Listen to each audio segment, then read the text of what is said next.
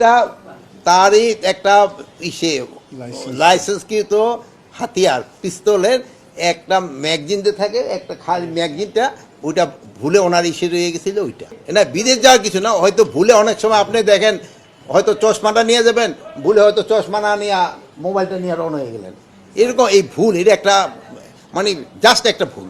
যেহেতু এটা নিয়ে তো বাইরা ওনার যদি জানতে পারতো আগে তো উনি কোনো অবস্থায় এটা নিতেন না। ফেসবুকে মানে অনেক জায়গায় দেখাও যাচ্ছে যে যারা বৈধ লাইসেন্স পাবেন তাদের ক্ষেত্রে বয়স 30 এবং 3 বছর পর দেওয়ার একটা বিষয় আছে। উপদেষ্টার বয়স তেমন 30 হয়নি, সেক্ষেত্রে বৈধ লাইসেন্সের ক্ষেত্রে 30 বছর আছে না কিরকম? 30 বছর, জি 3 বছর পর দিতে 30 বছর থেকে হ্যাঁ? 3 বছর থেকে 3 লাখ টাকা পাওয়া যেতে হয়, কিন্তু 3 বছর থেকে 3 লাখ টাকা পাওয়া যায় না। বয়স 30 হতে হবে, কমপক্ষে 30 হতে হবে।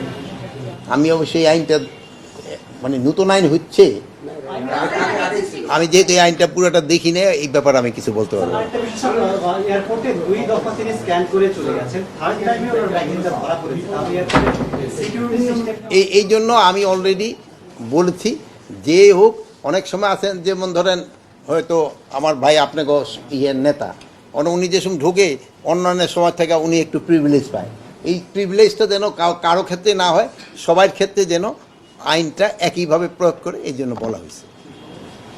মাননীয় উপদেষ্টা, এই ভুলে আপনি বললেন, এটা কি আপনি মানে জেনে বলছেন নাকি ওনার সাথে কথা বলে বলছেন? না, ওনার সাথে তো আর আমার কথা হয় না, বাট জিনিসটা তো বোঝা যায় যে হয় কি, আপনিও যদি জানেন যে এখানে একটা হাতিয়ার নিয়ে ঢুকার কথা না, তা আপনার পকেটে যদি ধরেন হঠাৎ একটা গলি পাওয়া গেল, তো আপনি বোঝা যাবে যে এটা আপনি ভুলেই ঢুকছেন। গতকালকে যে ঘটনাটা এইটা, আর একটা ওই যে পটুয়াখালীর একটা ঘটনা, এটা আপনারা দেখছেন, দুইটার উপরে আপনারা মিডিয়ায় দেখছেন। এটা কিন্তু আইন শৃঙ্খলা বাহিনী কিন্তু তারা প্রপার অ্যাকশন নিচ্ছে, যে এই দোষটা করছে তার সাথে সাথে আইনের আওতায় নিয়ে আসছে, এবং যারা ভিডিওগুলি করছে তাদেরও কিন্তু আইনের আওতায় নিয়ে আসছে। আর পটুয়াখালী ঘটনা যদি দেখেন, ওখানে তারাই আত্মীয় স্বজন গিয়ে কিন্তু একটা দুই দলের দুই মতবাদের ওইটা, এখানে ক্ষেত্রে আইন শৃঙ্খলার বাহিনীর তো কোনো রকমের না, আইন শৃঙ্খলা বাহিনী সম্বন্ধে মানুষের বোধ তো ভালো। আপনারা এই যে মিডিয়াটা দেখো, এই যে আপনার ইলেকশন, এই যে আপনাদের আমি পড়ে শোনাই, পেপারটা দেখাই দিই, দেখছেন তো পেপারটা দেখছেন? আপনারা জনগণের প্রশ্ন করছিলেন যে দেশের বর্তমান আইন শৃঙ্খলা পরিস্থিতি উন্নতি হয়েছে বলে মন্তব্য করেছেন স্বরাষ্ট্র উপদেষ্টা লেফটেন্যান্ট জেনারেল অবসরপ্রাপ্ত মোহাম্মদ জাহাঙ্গীর আলম চৌধুরী। আপনি কি তার মতের সাথে একমত?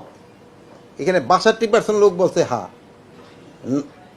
35% লোক বলছেন না, 3% লোক বলছে মন্তব্য নাই। আপনারা একটু লেখা নিয়ে দিতে পারেন, পরে বলবো স্যারে হয়তো আবার রং দিল কিনে নিয়ে দেখেন, দেখে দেন। তো এই তো এখন জনগণের পারসেপশন তো অনেক ভালো, তো এই জনগণের পারসেপশনটার উপরে তো আমরা নির্ভর করি, তো আল্লাহ দিলে হয়তো উন্নতি হচ্ছে। আসসালামু আলাইকুম প্রিয় দর্শক, ভিডিওটি ভালো লাগলে লাইক করুন, কমেন্টস করুন, চ্যানেলটি সাবস্ক্রাইব করুন, অন্যকে দেখার সুযোগ করে দিন। ধন্যবাদ। আসসালামু আলাইকুম।